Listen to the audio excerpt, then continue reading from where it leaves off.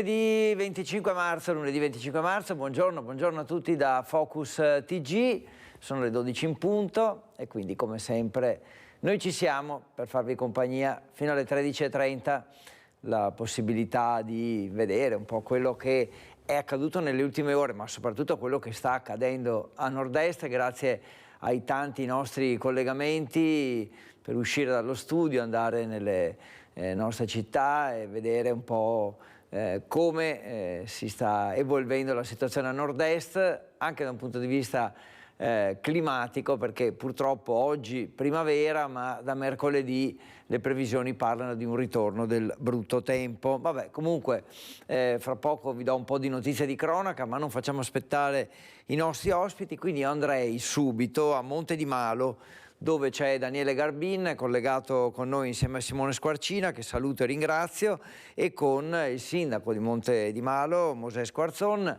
e ci parlano di quello che è accaduto nelle scorse ore con il salvataggio dello speleologo ferito estratto da una grotta di Monte di Malo. Ci sono però purtroppo delle polemiche perché il luogo era già stato ritenuto pericoloso. Vero Daniele, a te la linea?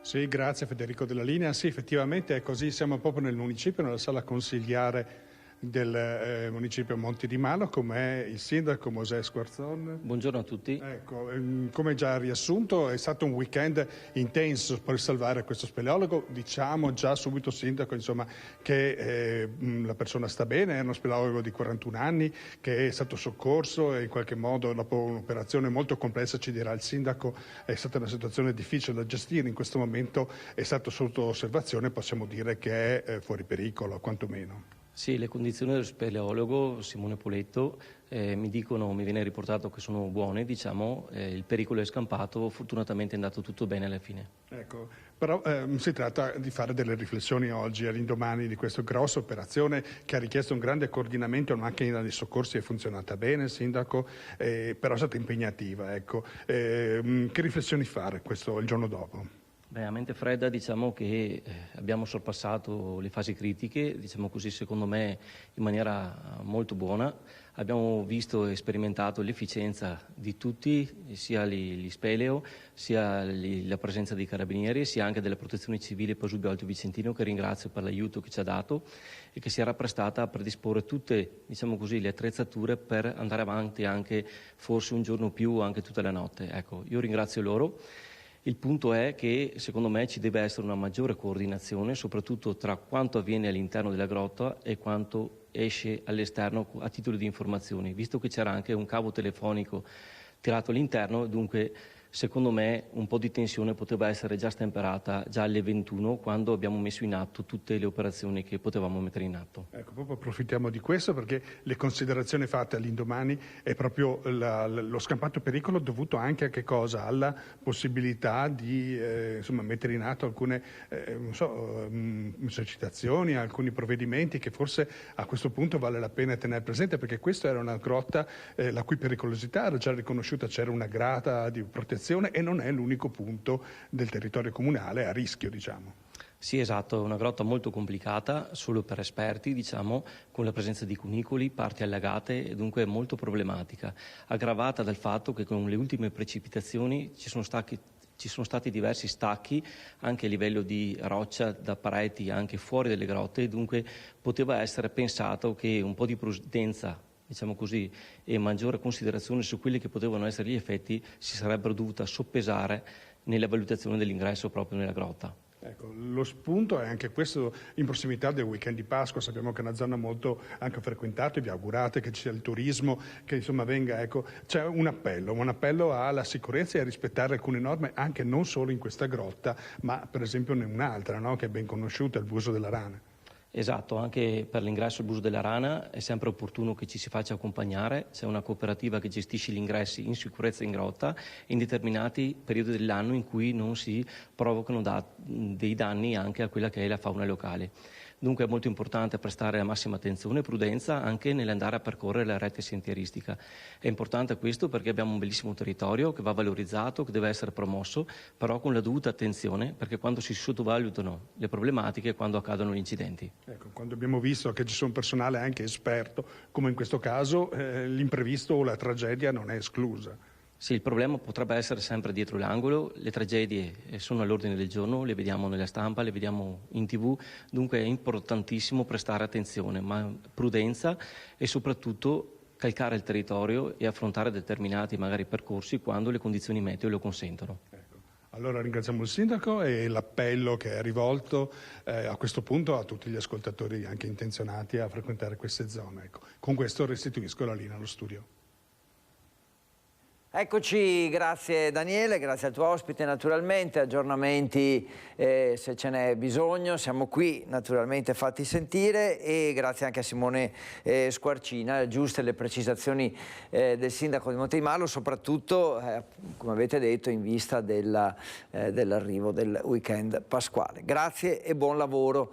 Da Bassano, vediamo qui che arriva la notizia anche diciamo di cronaca dalla nostra collega Vanessa Banzato relativa a quello che è successo poco fa con un parapendio caduto all'altezza del 12° tornante. Ecco, qua c'è qualche immagine che vi mostriamo e che è rimasto impigliato sugli alberi. Qui vediamo le operazioni di soccorso con l'elisoccorso del SUEM di Treviso che ha portato in quota gli operatori del soccorso alpino e di Crespano, mentre medico e infermiere del SUEM tentavano l'avvicinamento da terra, non possibile perché insomma la zona è abbastanza impervia e quindi il pilota è stato poi recuperato e portato a valle dall'elicottero che vedete qui in azione. Grazie a Vanessa Banzato per le informazioni che ci ha dato in tempo praticamente reale.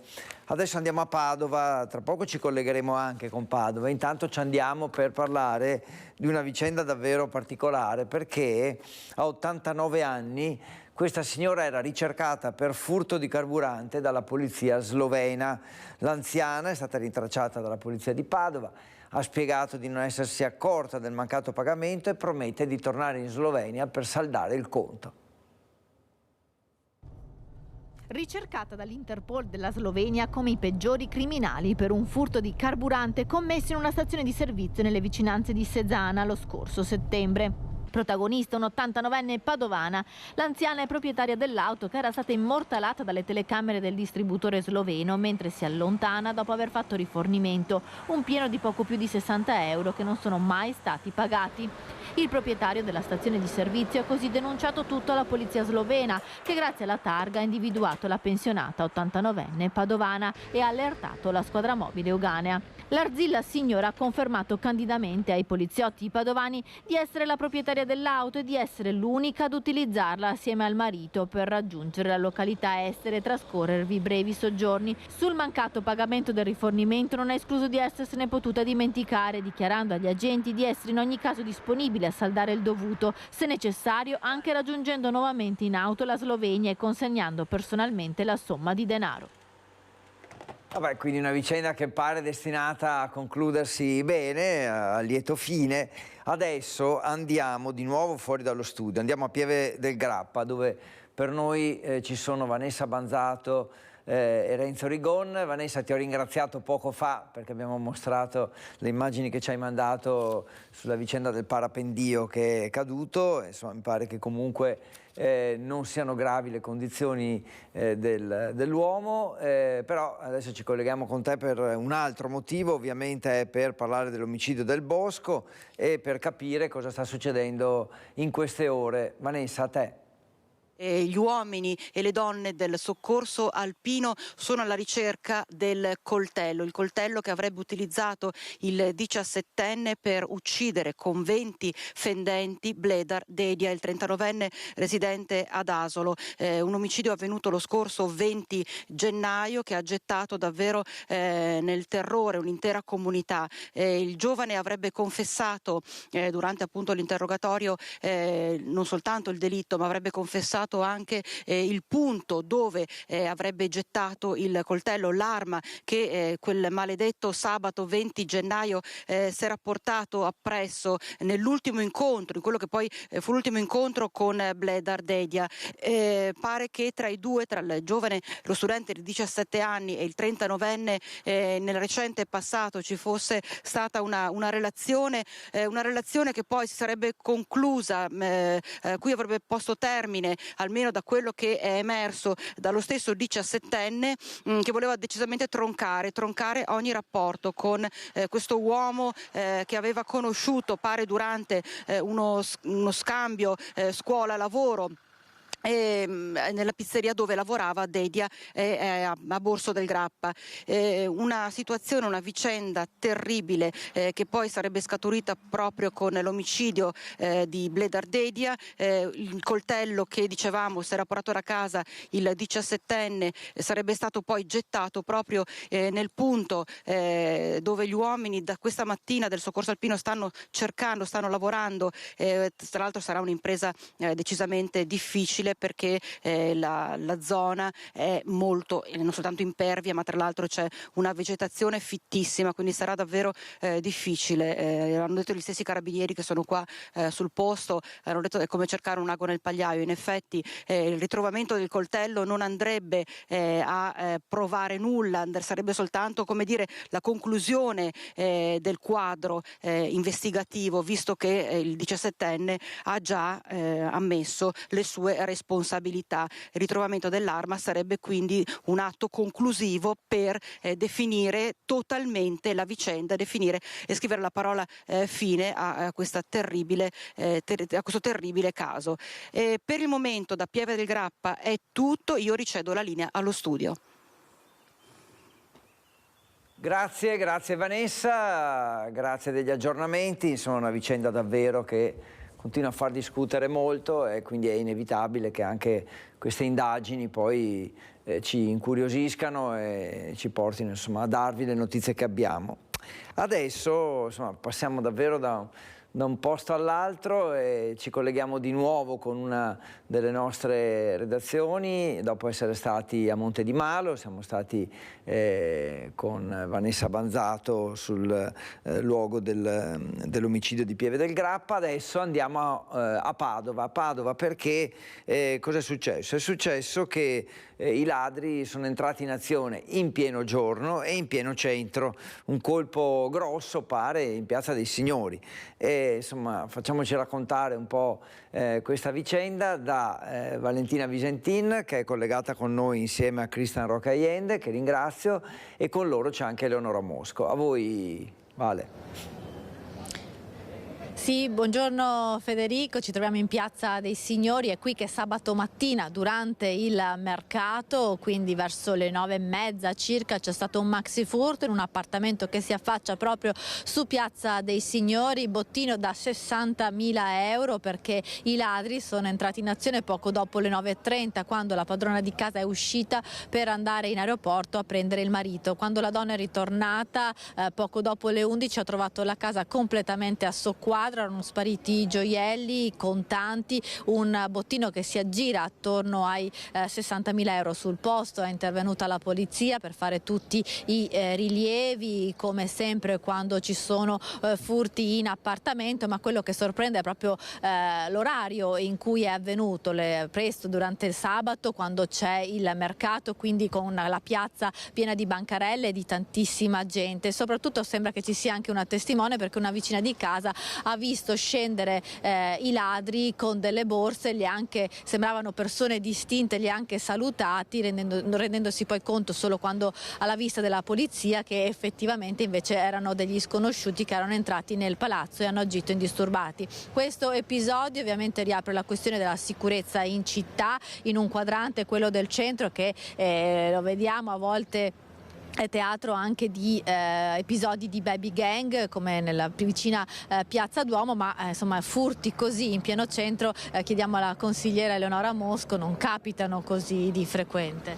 Non capitano, però sono tutti fenomeni molto preoccupanti, perché se eravamo abituati a quotidiani episodi di spaccio di droga a tal punto da rendere purtroppo Padova capitale dello spaccio a livello italiano, questi fenomeni di microcriminalità comunque destano forte preoccupazione, oltre che indignazione da parte di chi li subisce, perché lo stato poi anche di disperazione è talmente forte, insomma, che uno poi fa fatica anche a recuperare e a vivere serenamente, quindi proprio una questione di qualità della vita che diminuisce, che cala a fronte di questi episodi. Ecco, voi anche come opposizione in Consiglio Comunale per quanto riguarda Piazza dei Signori state chiedendo anche delle misure per quanto riguarda la movida qui in Piazza dei Signori, e spesso anche l'apposizionamento di bagni chimici era stato additato come un modo anche per creare un po' di bivacco intorno, ma qui non c'entrano niente. No, noi parliamo più di mala movida, che sono insomma un fenomeno che è degradato rispetto allo star bene insieme, per cui come Lega abbiamo sollevato diverse proposte, come appunto l'installazione dei bagni chimici, piuttosto che al portello anche le barriere fonoassorbenti. Qui però ci troviamo in un quadrante dove non solo e non tanto la mala movida, ma anche il fenomeno di spaccio e di baby gang sono sempre purtroppo più frequenti, e quindi noi pensiamo che l'approccio esclusivamente di stampo sociale non sia sufficiente a risolvere il problema, ma servono anche delle misure repressive e di controllo del territorio attraverso una presenza più massiccia anche della polizia locale. Ringraziamo la consigliera comunale Eleonora Mosco. Sull'episodio in questione, cioè di questo furto, se ne sta occupando la polizia, ovviamente sotto shock la coppia derubata che ha trovato la casa completamente a soqquadro. Da Piazza dei Signori è tutto, linea allo studio. Grazie Valentina Vigentin, grazie a Cristian Roccaiende, grazie naturalmente a Eleonora Mosco. Allora, insomma, una vicenda un po' particolare in effetti, che colpisce, anche se sì, si parla di furto in abitazione, non sarà magari un evento così drammatico, così grave, però insomma le vittime ovviamente che hanno subito questo furto sono certamente sottosopra. Allora, adesso ancora uno spostamento, perché in tutti i nostri collegamenti non può mancare naturalmente Venezia, anzi per la precisione andiamo a Chioggia, perché la nostra redazione di Venezia è impegnata da un paio di giorni proprio a Chioggia per quello che è successo, per la famiglia uccisa dalle fiamme, e quindi è ovviamente una situazione che è stata molto drammatica ieri. Oggi, il giorno dopo, Ilaria Marchiori e Sandro Ponchio ci raccontano un po' come sta vivendo Chioggia questo giorno dopo la tragedia. A te, Ilaria. Sì, buongiorno Federico, buongiorno ai nostri telespettatori. Ci troviamo qui proprio davanti all'abitazione della famiglia Boscolo Scaramati, eccola qui in via Roma, a Sottomarina, dove appunto sabato notte intorno a 00:30 sono stati travolti dalle fiamme e non c'è stato per loro nulla da fare. Ora qui non si vede nessuno, però fino a poco tempo fa continuavano a passare delle persone a guardare, a farsi il segno della croce, a lasciare una preghiera, e come vedete anche dei fiori che sono stati lasciati proprio qui davanti alla porta dell'abitazione, che ve lo ricordo è ancora sotto sequestro. Ma ripercorriamo prima di collegarci con i nostri ospiti quello che è accaduto con questo servizio.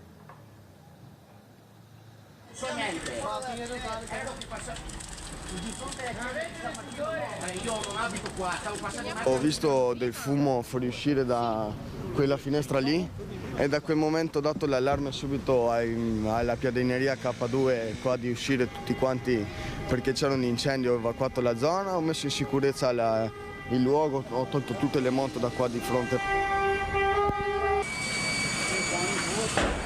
3 persone morte, una famiglia distrutta. È drammatico il bilancio dell'incendio scoppiato poco dopo la mezzanotte in una palazzina di via Roma Sottomarina, in cui hanno perso la vita Gianni Boscolo Scarmanati, di 64 anni, la moglie Luisella Veronese, di 59, e il figlio Davide, di 27. Straziante il racconto dei presenti. Alla vista delle fiamme, Umar Munir è arrivato di corsa assieme ai dipendenti del locale che gestisce di fianco, assieme a Kevin Varagnolo, 23 anni non ancora compiuti, secondo pizzaiolo in un ristorante vicino. Mi sono arrampicato dal primo piano attraverso le ringhiere qua così e ho cercato, grazie a Umar, di dare un sostegno alla signora che avevo visto venire fuori dal balcone. Abbiamo visto la signora uscita al secondo piano a chiedere aiuto. Dopo io sono andato subito in negozio a prendere la scala e abbiamo passato a Kevin. Avevo messo la scala in modalità appoggiata alle due estremità del balcone e niente, là ho chiesto alla signora, ho detto alla signora intanto di provvedere a prendere aria, ma non c'era proprio tanto da fare. Dopo, da quel momento là, gli ho detto buttati e quando ho detto buttati la signora non si è buttata. Abbiamo preso estintore per spegnere il fuoco, però il fuoco era abbastanza grave, non siamo riusciti a spegnere con estintore. C'era una marea di fumo nero. Io le dico che ero là al primo piano qua, mentre cercavo di mettere in salvo la signora, ma al momento è successa un'esplosione qua sotto e tutto il fumo mi è venuto in gola. Anch'io ho perso già il respiro e mi sono lasciato cadere giù. I vigili del fuoco sono arrivati immediatamente, 7 automezzi antincendio e 18 operatori da Chioggia, Cavarzere e Mestre. Le fiamme hanno riguardato solo il piano terra, ma il fumo si era incanalato nel vano scale, saturando l'intero edificio. Quando, grazie agli autorespiratori, i vigili del fuoco sono arrivati al secondo piano, hanno trovato i 3 corpi senza vita. Una tragedia, un'immane tragedia che ha colpito un'intera famiglia, la famiglia oltretutto molto conosciuta, lavoratori impegnati con il papà nel mondo dell'agricoltura, con il figlio anche nel mondo del turismo, e quindi una famiglia appunto conosciuta che ha dato anche posti di lavoro per la nostra città. E appena saranno fissate le date dei funerali, come amministrazione comunale sicuramente proclameremo il lutto cittadino.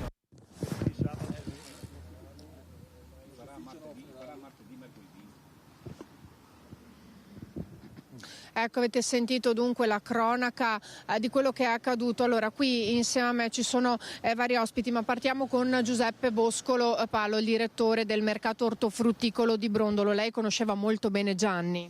Sì, perché tra l'altro Gianni lo conosco da 40 anni, ma operativamente in mercato lui è socio di una società che fa la vendita del nostro radicchio e lui faceva le aste a radicchio, quindi la società è la SICO che opera da sempre nel nostro mercato, quindi è una conoscenza che parte da un'amicizia tra l'altro di 40 anni e quindi è un vissuto. Questa notizia ci ha lasciato un po' con grande sorpresa, ma è una tragedia molto grande. Ecco, una tragedia molto grande, una famiglia sterminata, però è rimasto un superstite, ovvero Fabio. Fabio, il figlio maggiore, dunque il fratello di Davide, che non era ovviamente in casa sabato notte, però è arrivato qui quando si stavano cercando di spegnere le fiamme. Lei è riuscito a parlargli, cos'è che gli ha raccontato? Stamattina ci siamo incontrati, tra l'altro lui ha espresso questo desiderio, no, del funerale che possa venire fatto all'interno del mercato ortofrutticolo. Noi lo so, pensando anche lucidamente che forse arriveranno tanta gente, perché è una famiglia molto conosciuta, una famiglia, come si dice, per bene. Quindi lui in buona sostanza è arrivato qua dopo aver chiuso la pizzeria all'interno del campeggio dove è di sua proprietà, ed è arrivato con i vigili del fuoco che tentavano di spegnere, cercando tra la gente i visi della mamma, del papà e del fratello. Sì, perché lui credeva che loro non fossero all'interno dell'abitazione. Sì, pensava una cosa da niente, il suo pensiero è andato ai danni e invece si è consumata una tragedia. Ecco, qui insieme a noi c'è anche il sindaco di Chioggia, Mauro Armelao. Allora questo desiderio di Fabio di poter svolgere i funerali all'interno del mercato ortofrutticolo si farà quanto possibile, sindaco? Sì, mi sono ripromesso di parlare con il vescovo, che poi la decisione deve essere anche insomma, della Chiesa. Io ho già detto che proclamerò il lutto cittadino nella giornata ovviamente dei funerali, anche perché, ripeto, essendo decedute 3 persone insieme, vuol dire che quella giornata dei funerali arriveranno gli amici di Davide, i colleghi di Davide, arriveranno gli amici di Gianni, le signore della parrocchia anche che conoscevano Luisella, anche tanti turisti che frequentano poi il campeggio loro a Isola Verde, quindi è una famiglia che comunque è conosciuta anche fuori regione sicuramente, quindi la notizia è su scala nazionale e quindi... Sì, la previsione è che arriveranno tantissime persone. La previsione è che arriveranno tantissime persone, però ripeto, a decidere la questione di funerale ovviamente non spetta al sindaco, io parlerò appunto con il vescovo, altrimenti credo che la chiesa, anche per vicinanza, per territorio, sia la chiesa di San Martino, insomma, ecco. Quando verranno decise le date poi ci sarà anche l'indicazione del luogo ovviamente delle celebrazioni, insomma. Con tutta probabilità si svolgeranno comunque dopo Pasqua, perché ricordiamo che questa è la settimana santa e in più ci sono anche altri accertamenti da effettuare. Ricordiamo che la causa è ancora al vaglio, si pensa probabilmente ad un guasto all'impianto elettrico, però è pur vero che l'abitazione è completamente restaurata, la vediamo, è un'abitazione nuova, quindi... L'abitazione è nuova, è restaurata, quindi presumo che abbia tutti gli impianti elettrici anche in regola, insomma, quindi è veramente una curiosità capire da dove sia partito questo incendio, perché vedere una casa nuova così con l'incendio all'interno,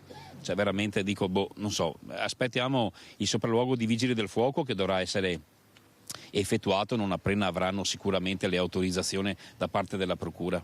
Grazie al sindaco Armelao. Se c'è ancora un minuto di tempo, anche meno, Federico, qui abbiamo un'altra persona che conosceva la famiglia, il presidente di Ascot. Lei conosceva bene soprattutto anche Fabio, ha sentito anche lei il figlio che è sopravvissuto? Certo, ho sentito Fabio, anzi mi ha chiamato lui ieri mattina prestissimo per darmi questa ferale notizia, che per me era incredibile che potesse avere la freddezza di dirti una cosa del genere. E quindi mi sono precipitato in campeggio, c'era Fabio, lo zio, l'altro zio, non vi dico la disperazione, impensabile dire, per una famiglia meravigliosa e non per modo di dire, molto attive sicuramente nell'impianto orticolo ma anche nel turismo, gestiscono un campeggio e uno stabilimento balneare, avevano preventivato degli investimenti importantissimi nelle loro strutture.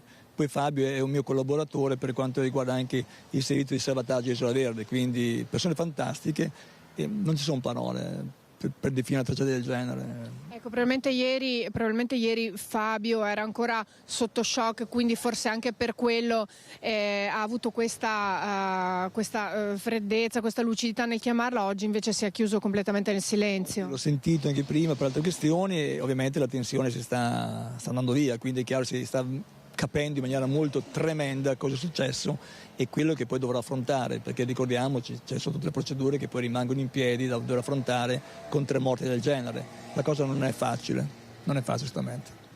Non è facile, vi assicuro anche che la comunità di Chioggia Sottomarina è davvero sotto shock, perché appunto, come abbiamo sentito, era una famiglia conosciutissima, una famiglia ben voluta, una famiglia che amavano in tantissimi e quindi potete immaginare come anche chi passi qui davanti si fermi, come vi dicevo anche prima, non appena ci siamo collegati, per lasciare un fiore e dire una preghiera. Io ringrazio i nostri ospiti qui da Sottomarina, restituisco la linea allo studio.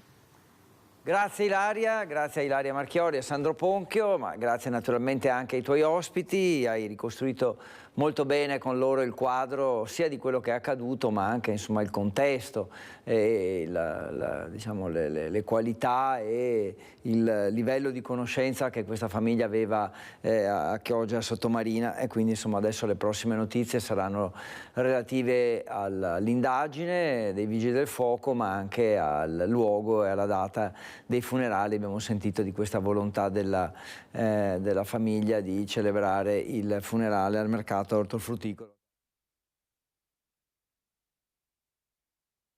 Ecco, quindi una ennesima tragedia, cercheremo di capire se si poteva evitare, ecco, magari questo è sicuramente un aspetto che ci interessa. 12:29, lunedì 25 marzo, siamo già stati parecchio fuori dallo studio, siamo stati a Monte di Malo, siamo stati adesso a Sottomarina, siamo stati a Padova, in centro, per il furto proprio in Piazza dei Signori.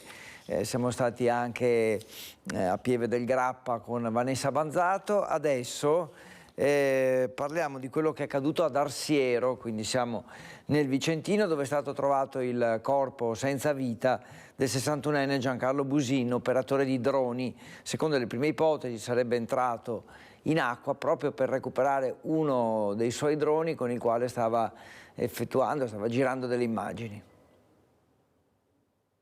Tragedia sull'Astico. È stato trovato senza vita stanotte nelle acque dell'Astico ad Arsiero dai sommozzatori dei Vigili del Fuoco il corpo dell'uomo di cui non si avevano più notizie da ieri pomeriggio. La vittima, Giancarlo Busin, operatore di droni, 61enne del posto, si presume si fosse recato in Contrapria nelle gole del torrente per girare delle immagini quando l'apparecchio sarebbe finito in acqua. L'operatore, secondo le prime ricostruzioni, per recuperare il drone si sarebbe parzialmente spogliato entrando in acqua per recuperarlo e potrebbe aver accusato un malore. L'allarme è scattato dopo il ritrovamento sulla riva dell'Astico del comando remoto del drone e degli indumenti dell'uomo. Le ricerche sono iniziate poco prima delle 21 e terminate alle 2:30 con il rientro delle squadre. Sono intervenuti i Vigili del Fuoco di Schio, Vicenza e i sommozzatori di Venezia. Il corpo, privo di vita, è stato ritrovato a 8 metri di profondità. Presente sul posto anche personale del soccorso alpino che ha collaborato alle operazioni di ricerca dell'uomo. Le cause del probabile incidente sono al vaglio dei carabinieri. E adesso ci spostiamo a Venezia, per la precisione a Mestre, alla Gazzera, dove si sono vissute nelle ore scorse momenti di paura, perché la polizia è intervenuta in forze in via Perlan, circondando un condominio, poco dopo quelli che erano sembrati 3 spari. Quindi c'è un giallo e un giallo anche sull'esito dell'operazione. Ci racconta tutto Filippo Fois. Una vasta operazione di polizia, sulla quale mancano per ora comunicazioni ufficiali, ha sconvolto per un paio d'ore la tranquillità di via Perlan in zona Gazzera a Mestre. Sono circa le 10 di mattina, quando poco dopo che era rimbombato il suono di 3 colpi, secondo alcuni di arma da fuoco, il condominio al civico 19 viene circondato da un dispiegamento di forze che qui non si era mai visto. Si parla di una decina di volanti e di un paio di camionette. Un elicottero sorvola la zona. Assieme alla polizia arrivano ambulanze e vigili del fuoco. La strada rimane chiusa per un paio d'ore. Poi c'è la smobilitazione. Andrea Fusati, consigliere di municipalità di Chirignago e Zellarino, abita di fronte. Verso le 9:15, 9:30 ho sentito 3 colpi. Io ero in soggiorno qua.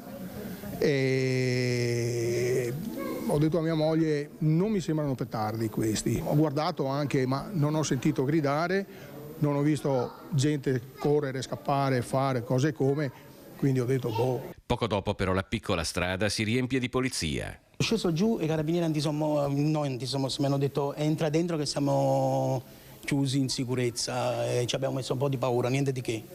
Aveva sentito qualcosa degli spari? Ho sentito qualche colpo, però ma non so se è uno sparo, uno sportello chiuso, può essere qualunque cosa. No. Ho paura? Un po' di preoccupazione l'abbiamo avuta tutti quanti, niente di che. Chiusi in casa e li aspettati? Basta, abbiamo aspettato.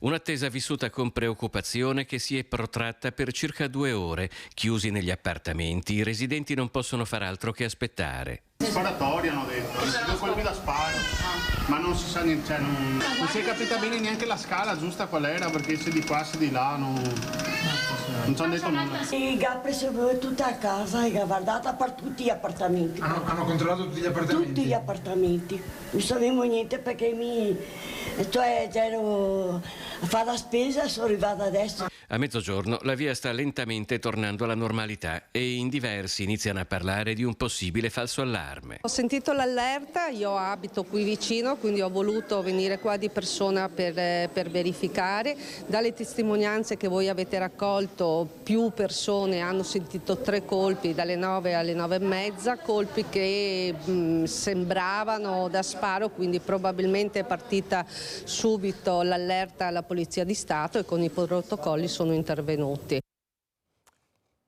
operazione delle Fiamme Gialle del Comando Provinciale di Treviso, che hanno ottenuto il rimborso integrale per complessivi 1,2, quindi 1.200.000 euro, da una società attiva nel commercio di software e applicativi informatici, ritenuta responsabile di aver occultato parte dei proventi alle Bahamas. Quindi l'azienda era in pratica rimasta nascosta al fisco tra il 2015 e il 2018, utilizzando fatture per operazioni inesistenti emesse da una società maltese per un totale di circa 1,5 milioni di euro. Quindi attività della Guardia di Finanza e il recupero pare, insomma, di questa somma di denaro, insomma, ingente, ecco, naturalmente.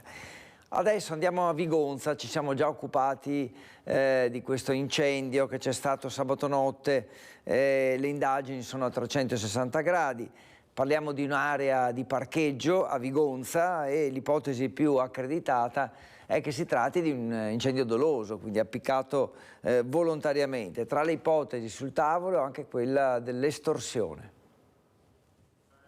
Un danno ingente che si aggirerebbe sui 200.000 euro, quello causato all'azienda Madilo con sede a Pistoia, proprietaria dei furgoni andati distrutti nell'incendio divampato nel parcheggio di via Trevisana Vigonza intorno alle 2 di sabato notte. Di 5 non è rimasta che la carcassa e i filamenti dei copertoni, altri 6 sono stati gravemente danneggiati probabilmente dal calore. Non si sono mai fermate in queste ore le indagini dei carabinieri della stazione di Pionca e del nucleo investigativo di Padova. La Procura ha aperto un fascicolo a carico di ignoti con l'accusa di incendio doloso. Nel frattempo l'area interessata dal rogo è stata posta sotto sequestro. In attesa della relazione dei Vigili del Fuoco per capire quale potrebbe essere stato l'innesco delle fiamme, gli investigatori stanno esaminando le immagini registrate dalle telecamere di sorveglianza. Nell'area i confini con il vicino comune di Cadoneghe sono posizionati i varchi.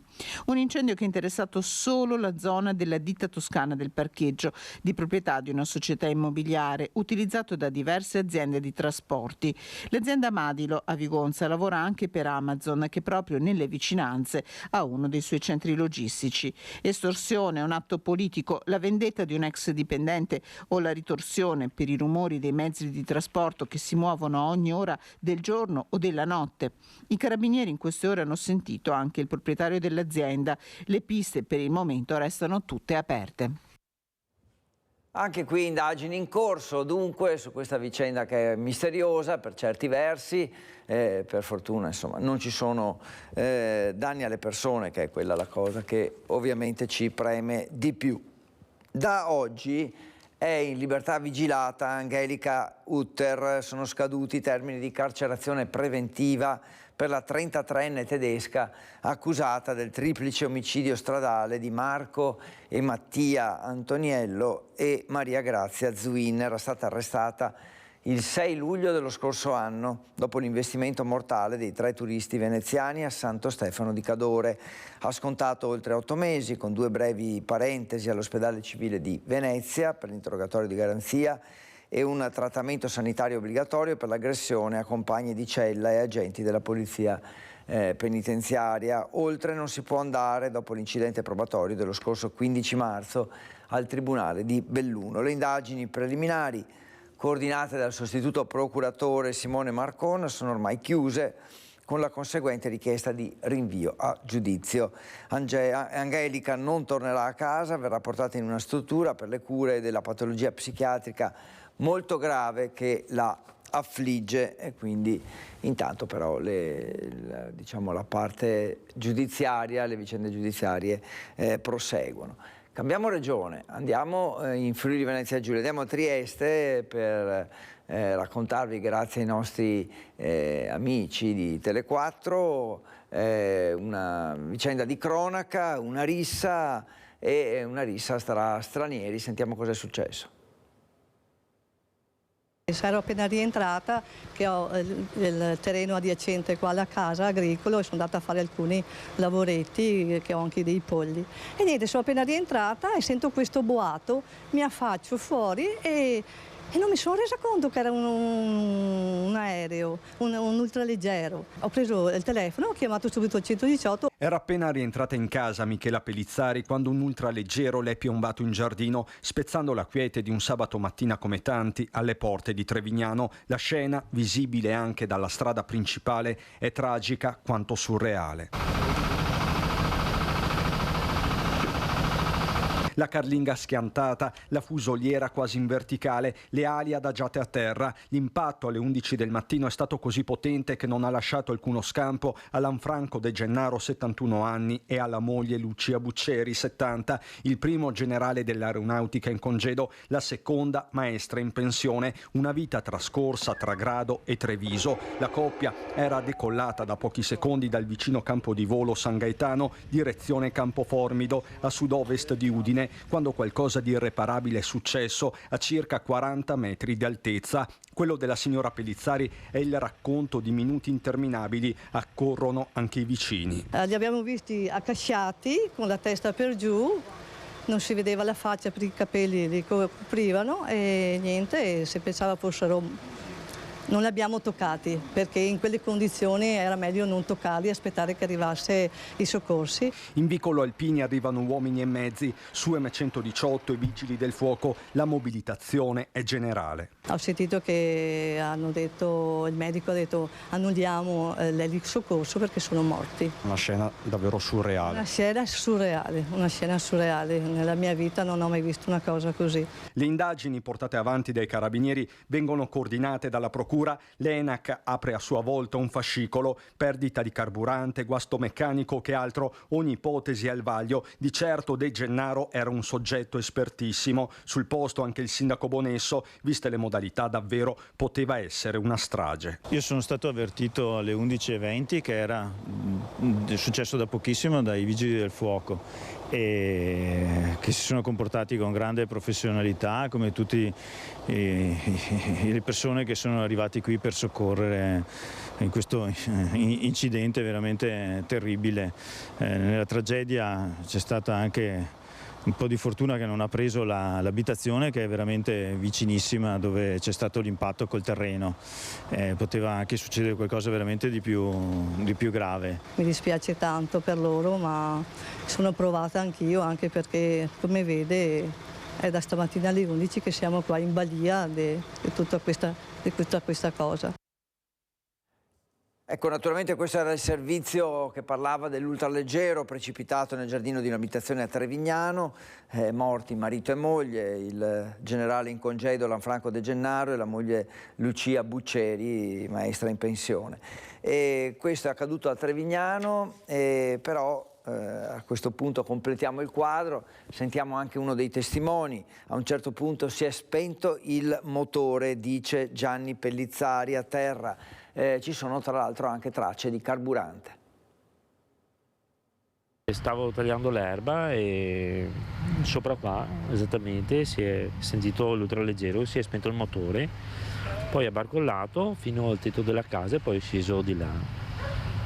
Basta, si è sentito un boato, sì, non grandissimo però. Quindi lei ha sentito come se si fosse a un certo punto fermato il motore? Sì, sì, fermato il motore, sì, esatto.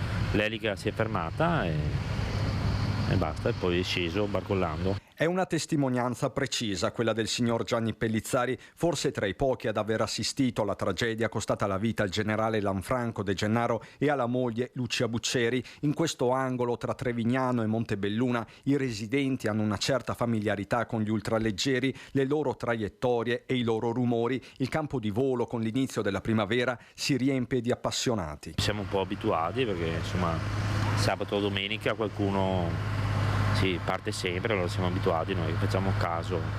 Imponente la mobilitazione di soccorsi con i vigili del fuoco che hanno seguito ogni fase dell'emergenza fino alla circoscrizione esatta dell'area posta sotto sequestro. Siamo intervenuti da Treviso e Montebelluna e quindi abbiamo messo in sicurezza l'area perché c'era una piccola perdita di carburante e sul posto è intervenuta anche l'ARPA per le valutazioni di loro competenza, oltre che ovviamente il personale sanitario del 118 che era qui. È verosimile che la fuoriuscita di carburante sia dovuta anche all'impatto del velivolo al suolo.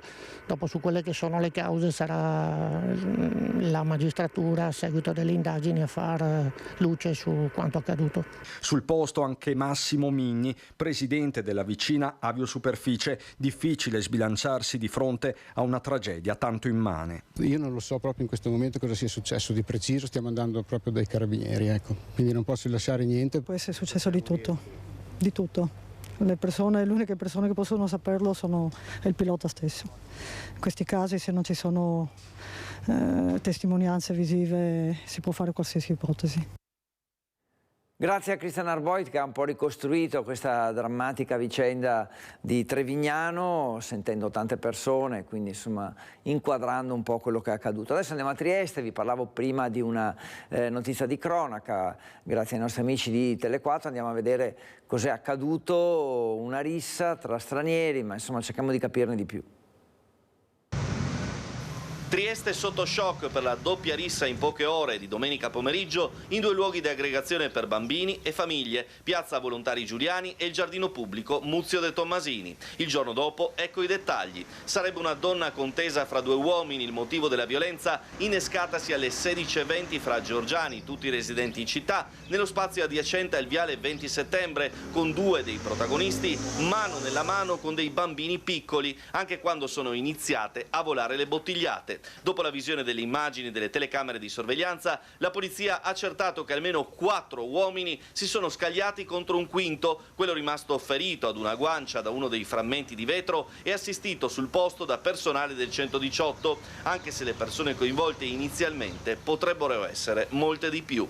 Nel giardino pubblico di Via Giulia, letteralmente accerchiato da polizia e carabinieri attorno alle 18, entrambe le fazioni, che se le sono date di santa ragione, sono di origine medio orientale. A quanto pare si tratta dell'ennesimo fatto violento innescatosi fra migranti afghani e pakistani che spesso per motivi etnici vengono alle mani. In questo caso, stando alle testimonianze, sono stati estratti diversi coltelli a serramanico e taglierini dai protagonisti dell'alterco, una decina accertata, ma probabilmente, almeno nel momento iniziale, quasi il doppio. Il clan aggredito però pare abbia reagito staccando dei grossi rami dagli alberi con cui hanno poi tentato di difendersi usandoli come bastoni. In entrambi i casi la polizia lavora incessantemente per identificare i responsabili, che saranno tutti oggetto di DASPO urbano, il provvedimento che, come riferisce la questura, è comminabile in questo tipo di situazioni, oltre alle eventuali denunce di parte. Grazie alla nostra redazione di Tele4 che ci ha aggiornato su queste vicende di cronaca. Vi racconto anche che alla Camera dei Deputati prende il via oggi la discussione del decreto, anzi sul decreto che contiene disposizioni urgenti sugli interventi di competenza della società Infrastrutture Milano Cortina 2020-2026, quindi si parla di Olimpiadi alla Camera. Il deputato della Lega Gianangelo Boff ha illustrato il provvedimento. La prima a prendere la parola è la capogruppo a Montecitorio di AVS, Luana Zanella, e quindi si parla di Olimpiadi, se ne parla nel luogo più istituzionale che abbiamo, il Parlamento, vedremo che cosa emergerà. Intanto a Vicenza, ci spostiamo lì perché si sono registrati cortei in città contro il generale Vannacci. I manifestanti hanno addirittura guadato il fiume Retrone con il gommone e hanno tentato di raggiungere il teatro Astra. Blitz di due attivisti che in canotto hanno attraversato il Retrone per raggiungere il teatro Astra, dove era in corso la presentazione del secondo libro del generale Vannacci. Presenza che ha scatenato polemiche in città tra i movimenti di sinistra. Oggi erano oltre 200 al grido di "Fuori Vannacci da Vicenza", centro storico blindato per la manifestazione indetta dai centri sociali. Oggi è una manifestazione per porre la problematica che Vannacci, in una città come Vicenza, che porta idee discriminatorie che inneggiano a odio e violenza contro donne, soggettività LGBT e migranti, non è ben accetto. Massiccia fin dalle 15 la presenza delle forze dell'ordine che hanno presidiato il corteo, snodatosi in corso Palladio, cuore della città, da piazza Castello a piazza Matteotti, guardati a vista dalla polizia. Di lì hanno proseguito imboccando via Giurioli Priolo, dove un gommone ha oltrepassato il retrone verso il teatro Astra. Lì hanno esposto uno striscione di protesta e a pochi passi un paio di manifestanti sono saliti su una gru in piazza Matteotti. Pomeriggio caldo e denso di polemiche per Vicenza in un sabato dello shopping che ha fatto parlare di sé. Siamo liberi di dire quello che vogliamo, viviamo ancora in democrazia, quindi riusciamo ancora a esprimere le nostre idee. Vicenza è una città medaglia d'oro contro il fascismo, una città resistente e non è in linea con questo. Dovrebbero farlo in Campo Marzo, non qua queste giornate qua dove... C'è i negozi che devono lavorare. E queste sono le contestazioni al generale Vannacci, che insomma si ripetono a dire il vero anche in altre località, non soltanto qui a nord-est, ma soprattutto qui. Adesso parliamo andiamo nel bellunese, parliamo dei lavori alla Galleria del Comelico. I recenti incontri in prefettura non hanno contribuito a rasserenare il forte clima di preoccupazione. Da un lato ci sono i residenti delle terre alte, dall'altro ci sono le categorie economiche che parlano di un disastro annunciato. Il Comelico non può rimanere isolato, questo dice il presidente della Camera di Commercio di Belluno, Mario Pozza. Ci sono delle emergenze che non guardano i cantieri e questo è uno dei problemi che un turista si pone anche quando sceglie dove andare a passare le vacanze. C'è apprensione per l'imminente avvio dei lavori alla Galleria del Comelico perché il cantiere causerà disagi a catena pur se vi è la garanzia di chiudere il manufatto esclusivamente in orario notturno dalle 22 alle 6 del mattino. Sul punto reitera la propria posizione il presidente dell'ente camerale di Belluno. La mia preoccupazione è che ormai Belluno, anche ormai siamo prossimi alla scadenza delle Olimpiadi, è tutto un cantiere aperto e il Comelico non può rimanere isolato assolutamente. È l'isolamento delle terre alte il rischio maggiore che si profila all'orizzonte con conseguenze inimmaginabili sia sul piano sociale che economico. Rischiamo di far chiudere delle imprese, far perdere attività e quindi c'è un problema per i turisti, bisogna affrontarlo credo in maniera seria. Se la galleria è pericolosa si deve chiudere, se la galleria non è pericolosa si può spostare magari più avanti questa decisione. Urge trovare soluzioni serie, annota Pozza. Bisogna prendere il problema di petto, essere realisti e dare delle prospettive agli imprenditori che ci sono, ai cittadini del Comelico. Dalla parte delle imprese e dei cittadini ai quali non si possono non garantire i servizi o escluderli dal godimento di diritti essenziali garantiti dalla Costituzione, perché, chiosa Pozza, ci sono emergenze che non guardano in faccia a nessuno. Questi cittadini devono avere i servizi, e non solo i cittadini ma anche i turisti che sono nel Comelico, e quindi se non c'è una garanzia di un servizio non è che in un quarto d'ora blocchiamo i lavori e facciamo passare l'ambulanza, bisogna pensare diversamente. Situazione delicata dunque in Comelico, grazie a Tiziana Bolognani per i suoi aggiornamenti. Parliamo sempre di strade, ma del codice della strada. Andiamo a Vicenza con il sindaco Giacomo Possamai e con il no dei sindaci alla riforma perché limiterebbe l'autonomia dei comuni, dice Possamai. Vicenza, Verona, Padova, Bergamo e Brescia si appellano al Ministro delle Infrastrutture chiedendo un dietrofront sulla riforma del codice della strada in discussione questi giorni. Riforma che, secondo gli amministratori firmatari, andrebbe contro la sicurezza stradale di ciclisti e pedoni, indebolendo la convivenza tra i diversi utenti della strada e limitando l'autonomia di azione delle amministrazioni comunali, prevedendo l'intervento del Ministero per ogni decisione relativa a progettazione e realizzazione di piste ciclabili, ad esempio di zone a traffico limitato e di aree pedonali o di sosta nelle città. Insieme a tanti altri sindaci abbiamo sottoscritto un appello al Parlamento perché eviti di introdurre le modifiche al codice della strada di cui si sta parlando in questi giorni. In particolare il rischio è che le amministrazioni comunali siano costrette per tutti gli interventi, dalle ciclabili alle riduzioni della sede stradale per diminuire la velocità delle auto in mezzo ai quartieri, qualsiasi tipo di intervento sia sottoposto al vaglio del Ministero. È una misura pericolosa perché di fatto impedirebbe, bloccherebbe ogni possibilità per le città di organizzare la propria viabilità, tenendo conto che tantissime volte queste richieste, anzi direi sempre, arrivano dai cittadini preoccupati per la mobilità dei loro quartieri. 12.53, è il momento di una breve pausa, poi torniamo fino alle 13.30 con Focus TG, per raccontarvi quello che sta accadendo a nord-est. Vi siete persi, se vi siete collegati con noi da poco, parecchi servizi arrivati in diretta dalle nostre redazioni, in collegamento su temi di attualità, di cronaca, ma ce n'è ancora qualcuno, dobbiamo ancora collegarci con Treviso, per cui fate ancora in tempo a rimanere con noi e a seguire la nostra cronaca, la nostra attualità. Tra poco.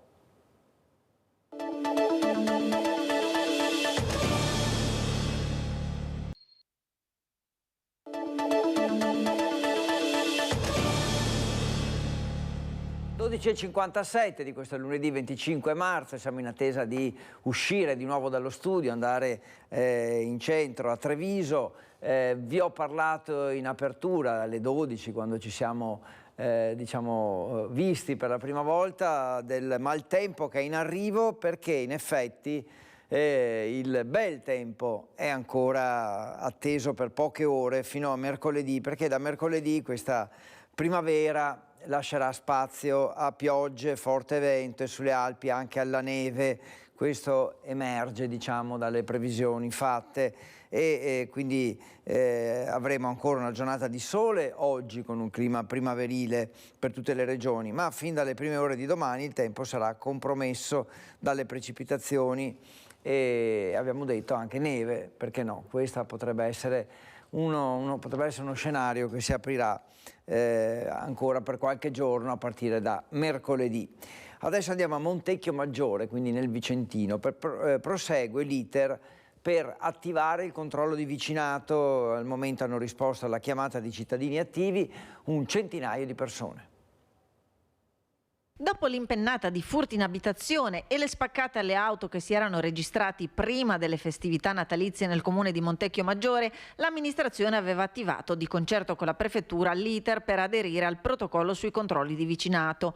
Misura abbracciata favorevolmente dai cittadini che ad oggi, dopo gli incontri informativi svolti dal comune, hanno risposto con un centinaio di adesioni. Abbiamo fatto 2 incontri aperti al pubblico con tutti, le adesioni sono state numerose, sono più di 100 ma continuano ad arrivarne altre adesioni. Abbiamo già organizzato tutto il territorio comunale in 24 zone con 24 referenti di zona. Iter che prosegue, che vedrà mettere in campo i controlli di vicinato entro la fine di marzo. I prossimi passaggi sono passaggi più che altro formali, perché dobbiamo formalizzare il protocollo d'intesa con la prefettura in modo tale da avere diciamo così, l'attestato che stiamo operando con tutti i carismi necessari, e poi ci saranno da mettere i cartelli, da coordinare i referenti con quelli che abitano nella zona, ma la cosa sta andando avanti molto celermente e sono anche molto soddisfatto perché la popolazione sta rispondendo e ha risposto in maniera molto massiva. E allora, come vi ho anticipato, siamo pronti a uscire di nuovo dallo studio, ad andare in centro a Treviso. Per fortuna, insomma, giornata ancora primaverile, abbiamo detto, ancora per un po', ancora per qualche ora. Marta Marangon e Nicoletta Rizzetto sono lì perché, insomma, Treviso è sempre molto attenta al suo patrimonio culturale, ma anche artistico, monumentale. Insomma, parliamo delle mura. Marta, raccontaci che cosa succederà alle mura di Treviso. Sì, buongiorno Federico, buongiorno a te e ai telespettatori che ci stanno seguendo da casa. Siamo qui a Porta Fra Giocondo, sotto le storiche mura di Treviso, con l'assessore ai lavori pubblici Sandro Zampese, perché parte in queste ore il cantiere pilota di un intervento molto vasto ed ambizioso di riqualificazione della cinta muraria cittadina grazie ai fondi del PNRR. Assessore, dunque ci spieghi che cosa farete qui in questo tratto e poi proseguendo nel resto delle mura cittadine. Intanto brevemente devo dire che stiamo intervenendo non sulle mura, ma non solo sulle mura, ma sull'intero sistema bastionato, sulla fortezza di Treviso, una fortezza ideata ai primi del Cinquecento con la guerra di Cambrai da frate Giovanni Giocondo di Verona, ed è un unicum al mondo, soprattutto per la sua regimentazione idraulica. Quindi stiamo parlando di un'opera rara e importante, amata dalla città e dai suoi cittadini. Dicevo sistema bastionato perché noi andremo a fare un intervento sulla cinta muraria. Voi vedete qui il cantiere pilota, da qui avremo l'abaco dei materiali in accordo con la Soprintendenza di Venezia per avere materiali e tecniche che siano le più conformi e le più giuste e più eque per il risanamento delle nostre splendide mura con elementi naturali, pozzolanici, idraulici, con calce, a fare una sorta di riempimento degli elementi degradati proprio per non far più attecchire o a far attecchire nel minor tempo possibile gli agenti infestanti. Da questo abaco, da questa rilettura ci sarà per le varie tipi di mura, a seconda del loro degrado ci sarà una tecnica diversa, materiali diversi e qui li studieremo tutti. Ecco, il restauro delle mura, Assessore, ma anche tutta una serie di percorsi inclusivi al massimo sia per la cittadinanza che per i turisti e per tutti i fruitori di queste mura che diventeranno quindi realmente fruibili per tutti. Certo, noi abbiamo sempre pensato fin dall'inizio che non doveva essere il restauro di un mero monumento ancorché monumentale, ma doveva essere proprio l'elemento di aggregazione della città e dei cittadini. Quindi andiamo a ricucire tutti i vialetti pedonali che adesso sono dei tratti dove non c'è una soluzione, dove non c'è una passeggiata continua, proprio nell'ottica anche di realizzare il museo delle mura all'aperto, en plein air, sia sui bastioni e sia sulle zone collinari, ma anche con Treviso Sotterranea delle sezioni del museo delle mura ipogeo, quindi dentro le mura. Ecco, quanti soldi e che tempistica? Noi abbiamo 7 milioni di euro a disposizione del PNRR, abbiamo circa 1 anno e mezzo di lavori, dobbiamo finire entro giugno 25 la rendicontazione per aprile 26. Ecco Federico, allora dalle mura di Treviso per il momento è tutto, restituisco la linea allo studio. Grazie Marta, grazie all'assessore, abbiamo un po' ricostruito quello che succederà e quindi arrivano soldi, finanziamenti importanti che faranno Treviso ancora più bella naturalmente. Adesso andiamo un po' a parlare sempre di cultura, ma a Venezia, perché si è ufficialmente insediato il nuovo consiglio di amministrazione della Biennale presieduto da Pietrangelo Buttafuoco, la guida appunto della Biennale di Venezia, un avvio senza ribaltoni ma all'insegna della continuità. Pietrangelo Buttafuoco presiede il suo primo consiglio di amministrazione e inizia così il nuovo mandato alla guida della Biennale di Venezia nel prossimo quadriennio 2024-2028. Una partenza senza scossoni, si può dire, anzi all'insegna della continuità, vista la conferma di Andrea Del Mercato in un ruolo chiave, quello di direttore generale per i prossimi 4 anni. Tamara Gregotti è stata invece designata in consiglio dal Ministero dei Beni Culturali ed è la novità nell'assetto istituzionale che poi vede la presenza di Luigi Brugnaro, vicepresidente della Biennale e sindaco di Venezia, nonché presidente della città metropolitana, e di Luca Zaia, presidente della Regione Veneto. Al Consiglio ha partecipato, su delega del governatore Zaia, il professor Amerigo Restucci.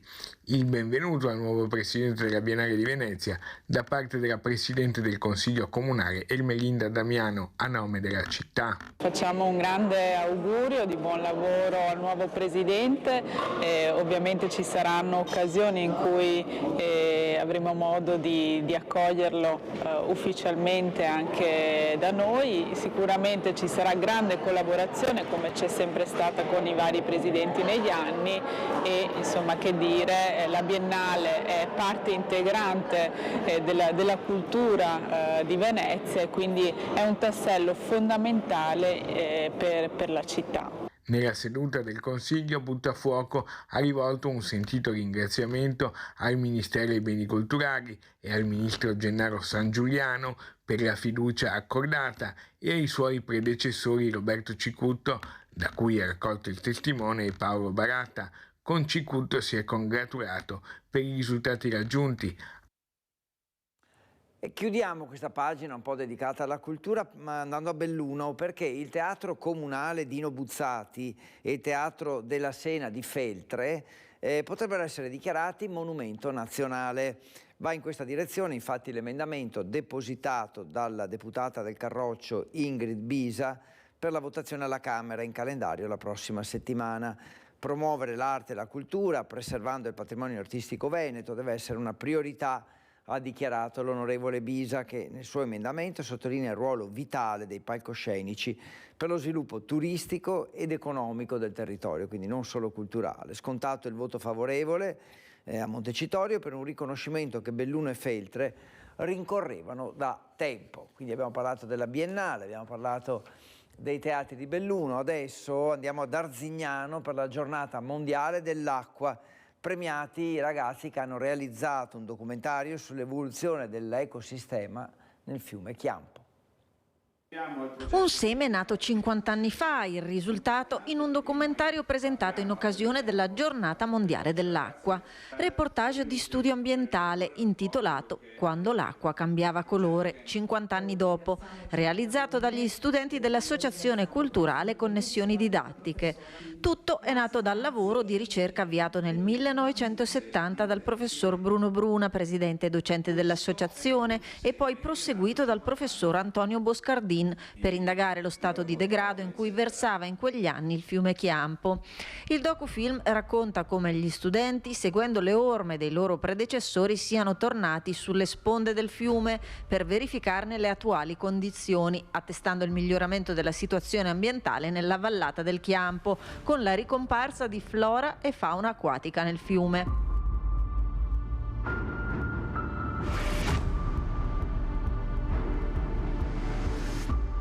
Un ritorno alla vita di questo ecosistema fluviale che è stato possibile anche grazie all'impegno dei soggetti del territorio e alla messa in campo di azioni specifiche, tra le quali l'installazione dell'impianto di depurazione di acque del Chiampo e l'adozione di pratiche sostenibili da parte delle industrie locali.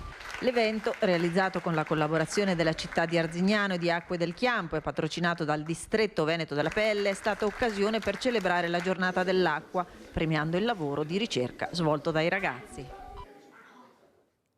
Complimenti a questi ragazzi naturalmente. Qualche minuto fa eravamo andati a Trieste per parlare di una rissa tra stranieri, insomma momenti un po' di terrore. Allora proprio per collegarci a quanto è accaduto sentiamo anche le voci dei residenti di quella zona di Trieste.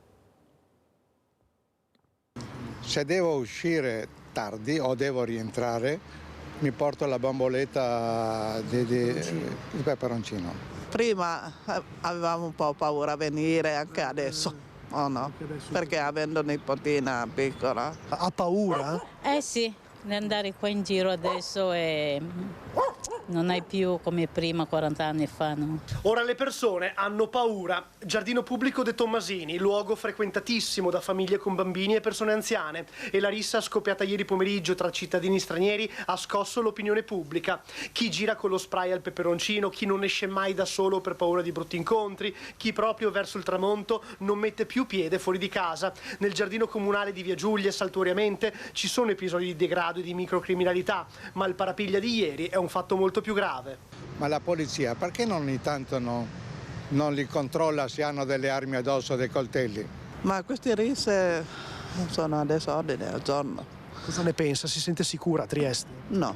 E credo che il futuro sarà ancora più spesso. Infatti vengo presto possibile qua e di sera no. Resto a casa. E questo è collegato tra molti stranieri che una volta non c'erano. Dopo la giornata di ieri, caratterizzata da 2 episodi violenti in giardino pubblico e piazza Volontari Giuliani e la notizia della rapina ai danni di una 70enne a Opicina, il consigliere regionale di Forza Italia, Michele Lobianco, è intervenuto con una nota. Risse, rapine, regolamenti di conti, la cronaca di Trieste è diventata una rassegna quotidiana di atti di violenza rispetto ai quali non dobbiamo abituarci, scrive il forzista. Trieste non può divenire zona franca per la guerriglia di bande rivali di etnie diverse. I corpi estranei al nostro tessuto sociale devono essere neutralizzati ed espulsi, conclude Lobianco. Soprattutto a seguito di quanto avvenuto nel giardino comunale è intervenuta anche Caterina De Gavardo, assessore comunale alla sicurezza. Innanzitutto vorrei dire a tutti i cittadini che sono consapevole del disagio che stanno provando e quello che io posso garantire a tutta la cittadinanza è che su qualunque tavolo sarò chiamata a a parlare e a partecipare porterò questa variata percezione di sicurezza che i cittadini adesso hanno. L'amministrazione comunale c'è, è presente e deve essere un punto di riferimento anche per suggerimenti, idee, lamentele, critiche da parte dei cittadini. Richiesta trasversale dunque di sicurezza tra Veneto e Friuli Venezia Giulia, siamo stati a Trieste, adesso ci fermiamo per un attimo, brevissima pausa, poi torniamo per l'ultimo quarto d'ora di Focus TG.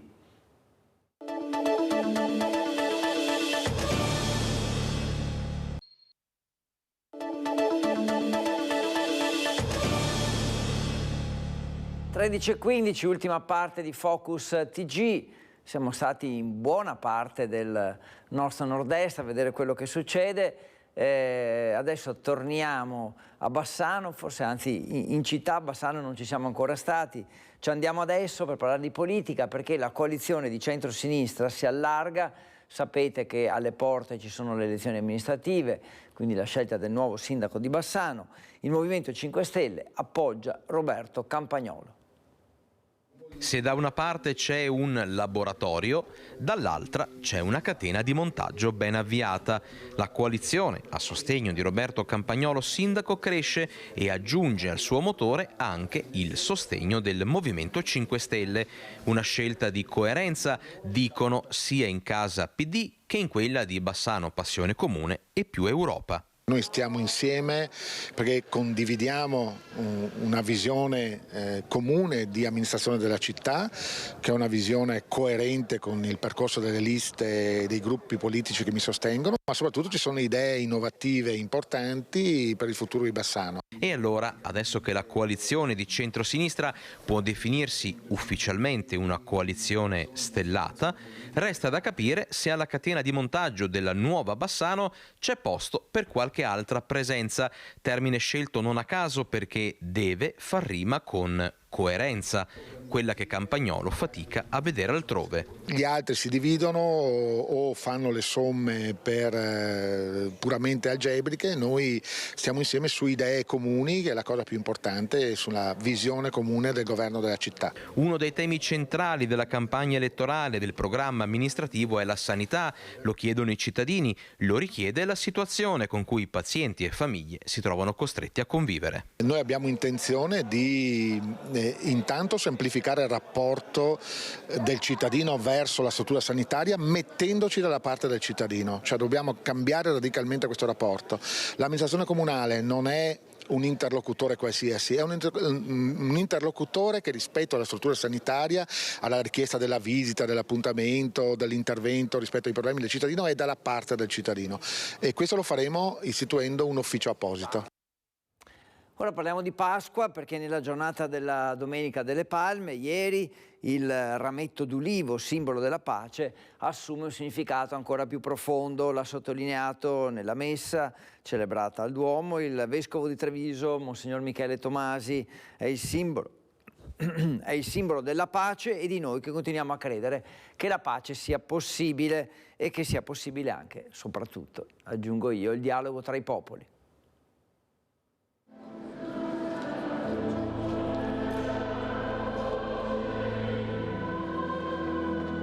La Domenica delle Palme è la domenica in cui noi ripartecipiamo alla Passione di Cristo in attesa della Pasqua e davvero, ascoltando il Vangelo durante la celebrazione mi è venuto davvero in mente quanto la nostra storia sia rispecchiata in quella passione lì. E quante croci, quante fatiche, quanti dolori ci siano. Le guerre alle porte dell'Europa, il terrorismo, i massacri, impossibile nella Domenica delle Palme che ricorda l'entrata di Gesù a Gerusalemme, la sua passione, morte, risurrezione, non pensare ai drammi di oggi. Il vescovo di Treviso, Michele Tomasi, durante la processione e l'omelia ha invitato i fedeli a pregare per la pace. La salvezza ci viene da quell'uomo, da Cristo che è rimasto sulla croce e ha donato la sua vita per noi, non ha tolto la vita a nessuno e l'ha donata per tutti. Questo è un po' l'augurio e la speranza di non perdere la fiducia nell'amore e nella bontà dell'uomo.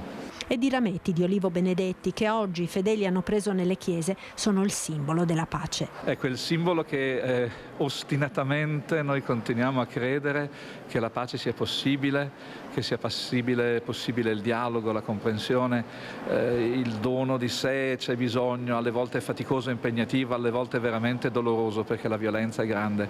Ecco, la mia speranza è che tutti i fedeli, quando porteranno a casa il rametto di olivo e ci passano davanti, dicano una piccola preghiera per la pace. Anche questo sarà un contributo al nostro mondo.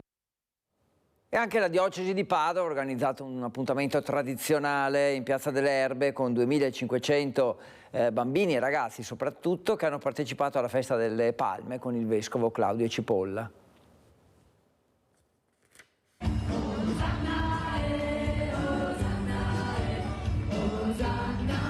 In che senso? Sul filo conduttore di questa domanda, 2500 bambini e ragazzi con i loro genitori si sono dati appuntamento da tutta la diocesi di Padova in Piazza delle Erbe per la festa delle palme. L'incontro, organizzato dall'Azione Cattolica, apre con la gioia festosa del sorriso dei più piccoli la settimana santa. Una domanda, quella a cui hanno risposto i partecipanti con l'aiuto del vescovo di Padova Claudio Cipolla, che da un lato ha richiamato la necessità per ognuno di noi di cercare la strada, la direzione, dall'altro il percorso sui 5 sensi vissuto durante la Quaresima. Durante la festa si è svolta la processione che ha attraversato le vie del centro. La festa, a cui ha partecipato anche il sindaco di Padova Sergio Giordani, si è conclusa con lo scambio dei ramoscelli d'ulivo benedetti. E ora torniamo alla cronaca per andare a Marghera, dove è caccia ai ladri per i furti nelle auto parcheggiate a Marghera. Residenti e lavoratori pendolari protestano per la carenza di controlli.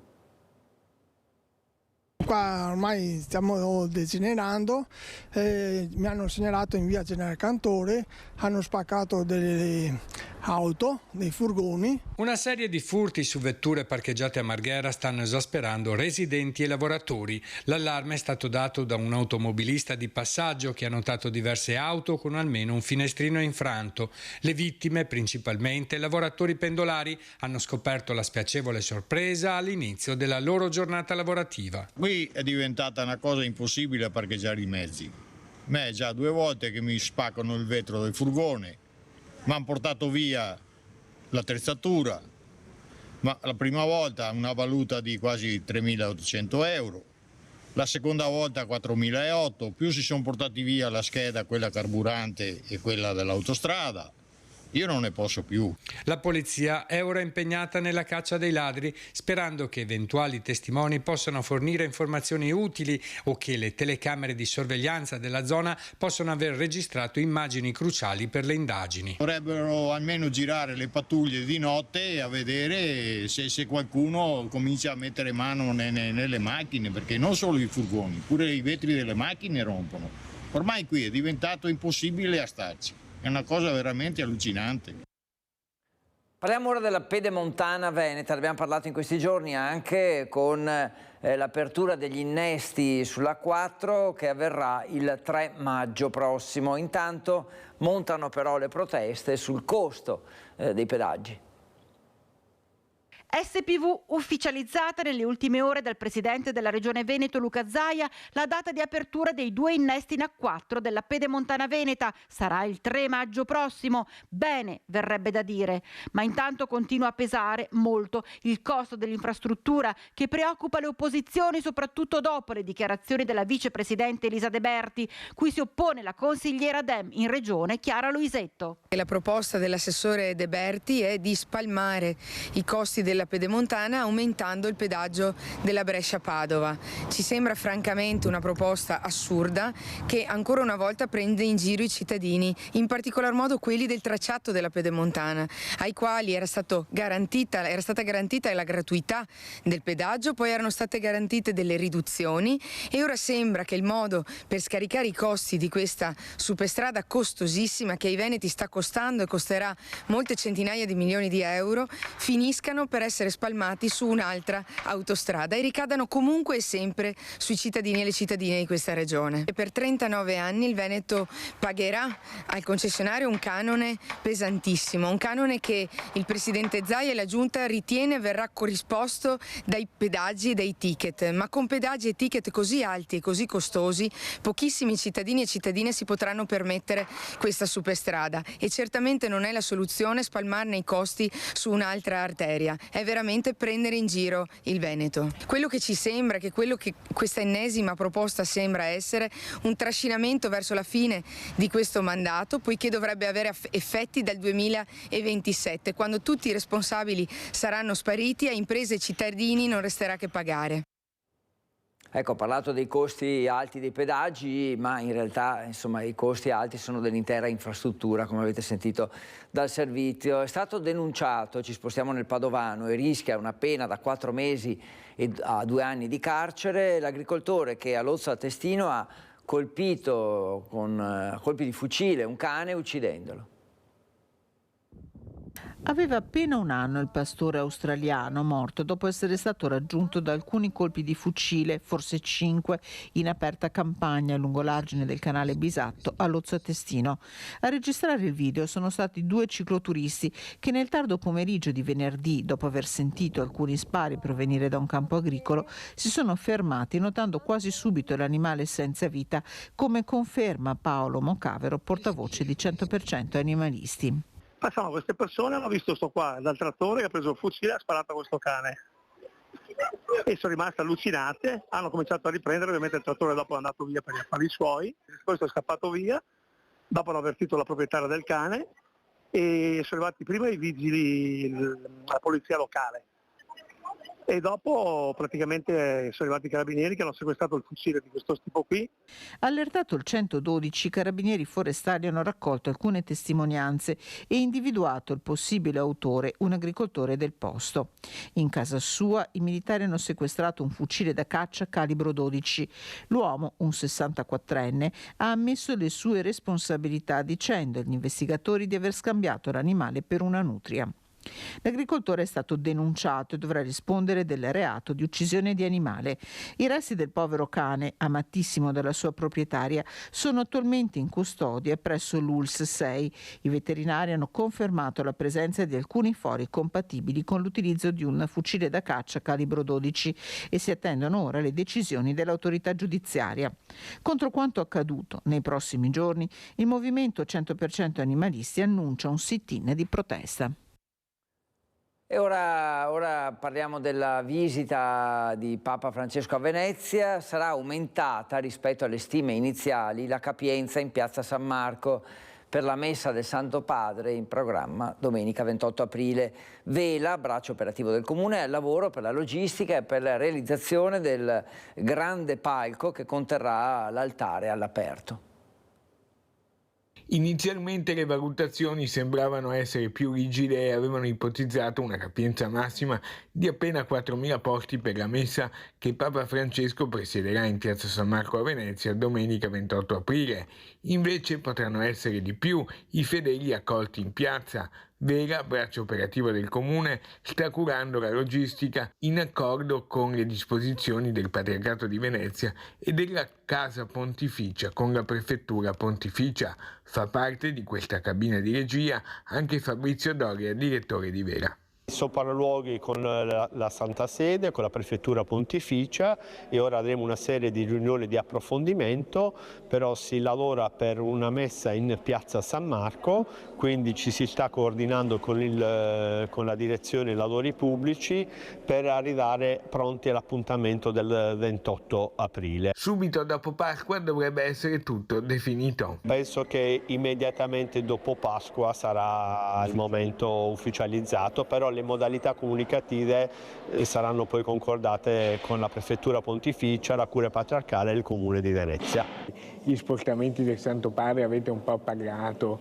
Questo sono oggetto di continui riunioni con la Prefettura di Venezia che coordina tutte le forze dell'ordine. Venezia ha una grande tradizione di ospitare eventi internazionali, ha già ospitato delle visite del Santo Padre.